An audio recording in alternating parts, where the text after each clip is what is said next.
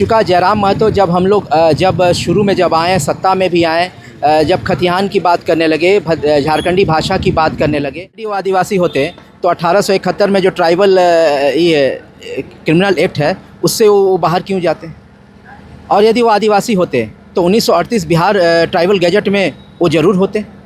यदि सच में वो आदिवासी होते तो 1965 लुकर कमेटी में उन्हें वो क्लियरिफाई मिलता कि आप आदिवासी हैं। 5 सीटें रिजर्व जो है बीजेपी कम्प्लीटली हार गई। आदिवासी सेंटीमेंट अब बीजेपी के साथ नहीं रहा। कि 1950 में हमें एक षड्यंत्र के तहत बाहर, एक कॉमन सा पीपल जब ट्रेन रोकता है, हुक चैन पुलिंग करके हुकिंग करता है तो उसको सबसे पहले उसकी गिरफ्तारी हो जाती है, जुर्माना लगता है, जेल होता है। लेकिन ये बताइए ना, कितने कुर्मी नेताओं पर FIR हो करने के बावजूद भी अरेस्ट हुए हैं? कोई डेटा नहीं है गवर्नमेंट का और ना रेलवे मिनिस्ट्रीज का। तो इस सारा सर जो आग में घी डालने का काम कर रहा है वो बीजेपी कर रही है। आपको चुनाव के समय पता चल जाएगा कि आदिवासी उनके साथ कितने हैं। आज ये देख लीजिए, मैं बोल रहा हूँ कि उनके साथ अब ट्राइबल कम्युनिटी नहीं है, सुदेश महतो के साथ ट्राइबल कम्युनिटी नहीं है, और जो जितने भी पॉलिटिक्स में हैं या सत्ता में हैं उनके साथ ट्राइबल कम्युनिटी नहीं है। जोहार पलामू प्रमंडल के पलामू जिला में भी आदिवासी आक्रोश रैली की अब लौ जो है धधक चुकी है। यहाँ भी हजारों की संख्या में आदिवासी समाज के लोगों ने एक चिंगारी फूंक दी है, चिंगारी लगा दी है। सीधे तौर से हम बात करते हैं, मेरे साथ जो आज की रैली की जो नेतृत्व कर रहे थे, हम सीधे तौर से इनसे जानते हैं। दादा, आपका जोहार है। जोहार आपके न्यूज़ चैनल को। क्या शुभ नाम लिखते हैं? मेरा नाम आशुतोष सिंह चेरो हुआ। और मैं झारखंडी आदिवासी बचाओ संघर्ष समिति जनाकोश रैली का मैं अध्यक्ष हूँ। चेरो वंश से हूँ मैं। देखिए, हर जगह ये लॉ जो है अब धधक चुकी है और धधकते धधकते अब पलामू तक आ चुकी है।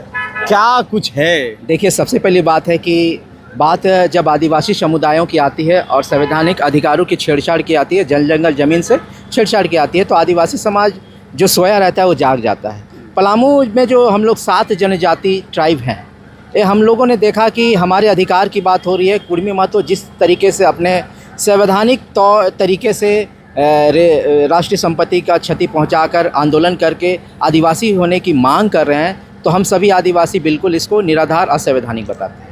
देखिए, राष्ट्रीय संपत्ति का वो क्षति कर रहे हैं, वो अलग पहलू है, लेकिन वो दूसरी चीज़ को ये देखिए कि उनके जो तमाम बड़े नेता हैं वो कह रहे हैं कि हम ट्राइबल स्टेटस ही नहीं, ऑलरेडी मैं आदिवासी हूँ। देखिए, ऑलरेडी वो आदिवासी होते तो 1871 में जो ट्राइबल ये क्रिमिनल एक्ट है उससे वो बाहर क्यों जाते? और यदि वो आदिवासी होते तो 1938 बिहार ट्राइबल गैजेट में वो ज़रूर होते।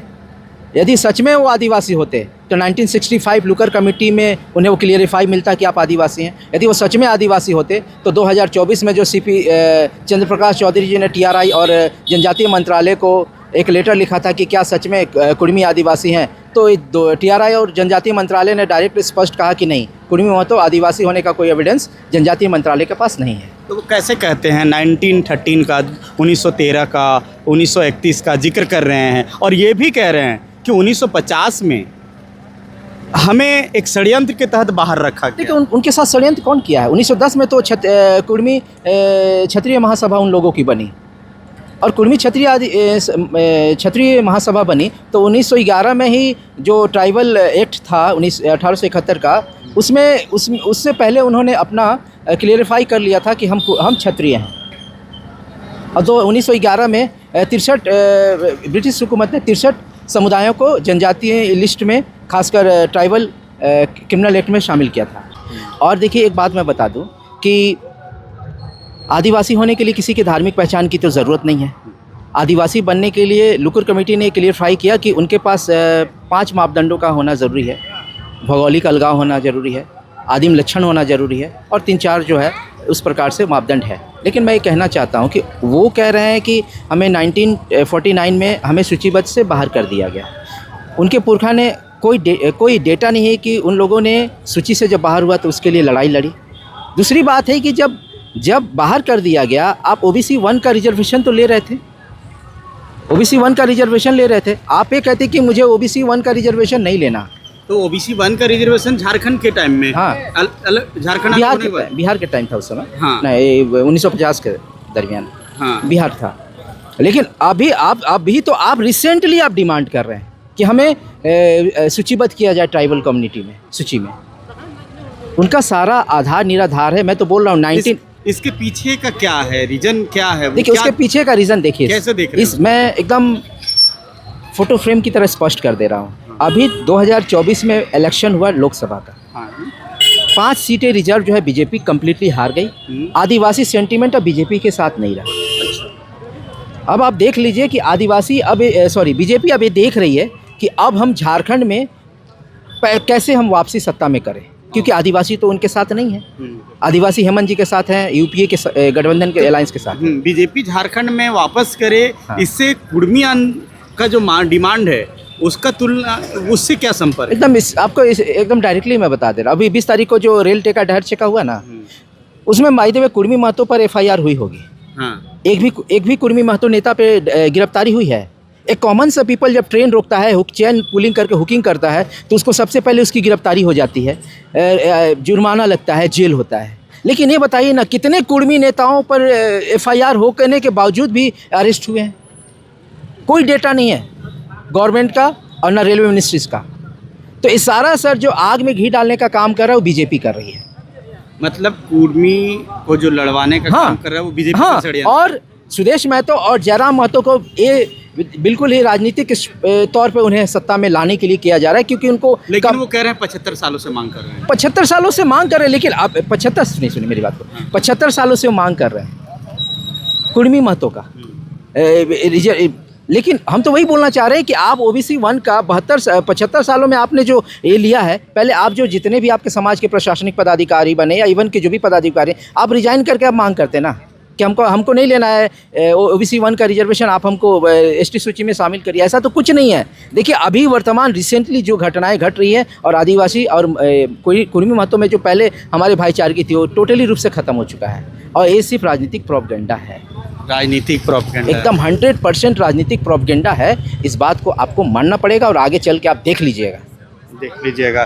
तो आप देखिए जो बिगुल आपका जो पलामू में जो फूका, जिस तरह से अभी एक चिंगारी धधकी है, चेरो समाज के लोग भी, खरवार समाज के लोग भी जब साथ में आ गए हैं। देखिए सबसे बड़ी बात है कि हम लोगों को जो रांची, लोहरदगा, गुमला, सरायकेला और जो भी 5वीं अनुसूचित क्षेत्र में जो जनजातीय हैं, वो हम लोगों को जगाने पे मजबूर किया।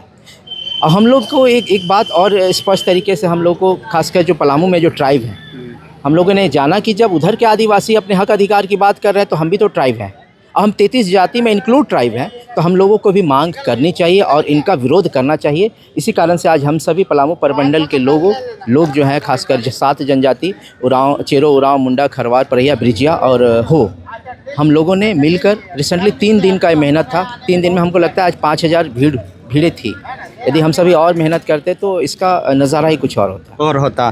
देखिए जयराम महतो का जिक्र आपने बीच में किया था कि जयराम महतो भी बीच में कूदे हैं, उनके राजनीति को कैसे देख रहे हैं? पहले और अब में क्या अंतर देखिए बहुत बदल चुका, वो परिदृश्य बिल्कुल बदल चुका। जयराम महतो जब हम लोग जब शुरू में जब आए, सत्ता में भी आए, जब खतिहान की बात करने लगे, झारखंडी भाषा की बात करने लगे, तो हम लोगों को लगा कि कहीं ना कहीं वो हमारी लड़ाई लड़ रहे हैं, जल जंगल ज़मीन की लड़ाई लड़ रहे हैं। लेकिन हम लोगों के पुरखा एक कहावत कह गए थे कि दोना देना कोना मत देना।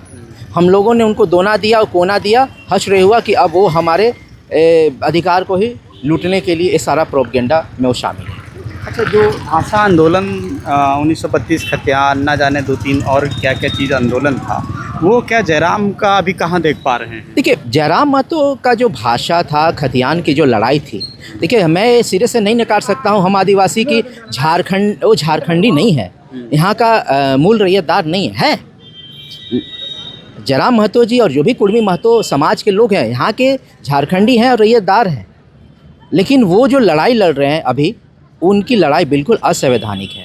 वो हमारे हक मतलब वो जो मुद्दा था, जिस मुद्दा से यूथ कनेक्ट हुआ, जो जनता कनेक्ट हुई, जो उनको सहानुभूति मिली, क्या वो मुद्दा अब बचा है या फिर वो नहीं? वो मुद्दा बिल्कुल अब ख़त्म सा हो चुका है, क्योंकि उनके साथ आदिवासी अब नहीं रहे, वो ख़त्म हो चुका। अब आदिवासी नहीं है। आप देख लीजिए अभी जो चुनाव होने वाला है घाटशिला में, हाँ, वो उनको पता चल जाएगा। घाटशिला में तो ये जो सुनने में मिल रहा है कि संथाल परगना से एक प्रत्याशी को उठा के ला रहे हैं, जो सिंह की जो हत्या हुई थी उनकी पत्नी को। देखिए ठीक है, वो किसी भी प्रत्याशी को लाएं या किसी और को भी नॉमिनेट कर दें उस विधानसभा से, लेकिन आपको चुनाव के समय पता चल जाएगा कि आदिवासी उनके साथ कितने हैं। आज ये देख लीजिए, मैं बोल रहा हूँ कि उनके साथ अब ट्राइबल कम्युनिटी नहीं है, सुदेश महतो के साथ ट्राइबल कम्युनिटी नहीं है, और जो जितने भी पॉलिटिक्स में हैं या सत्ता में हैं उनके साथ ट्राइबल कम्युनिटी नहीं है। उनके साथ ट्राइबल कम्युनिटीज़ नहीं है। तो तस्वीर पलामू से आप देख रहे हैं। मेरे साथ बात करने के लिए आशुतोष जी थे, सीधे तौर से कह रहे हैं कि अब जो भी कुर्मी के समाज की जो पार्टी हैं, चाहे वो के द्वारा JLKM हो, आजसू हो, या जयराम महतो हो या सुदेश महतो हो, उनके साथ में अब ट्राइबल कम्युनिटी अब उनके साथ में नहीं है, क्योंकि उन लोगों ने जो मुद्दा था, झारखंडी जो मुद्दा था, उससे वो भटक के वो सिर्फ अपने सामाजिक मुद्दों में खुद के लिए वो लड़ना शुरू कर दिए हैं। हालांकि ये चिंगारी अब पलामू प्रमंडल में भी अब जल चुकी है, और जैसा कि मैंने पहले भी बताया है कि 5 प्रमंडल में उत्तरी छोटा नागपुर, दक्षिणी छोटा नागपुर, कोल्हान प्रमंडल, संथाल परगना और अब पलामू प्रमंडल में भी ये जो धधक है, ये लौ है जो जली है, ये लौ और धधक को आप कैसे देखते हैं कमेंट में ज़रूर लिखिएगा। मिलूंगा अगली कड़ी में, दीजिए पंकज को इजाज़त। जोहार।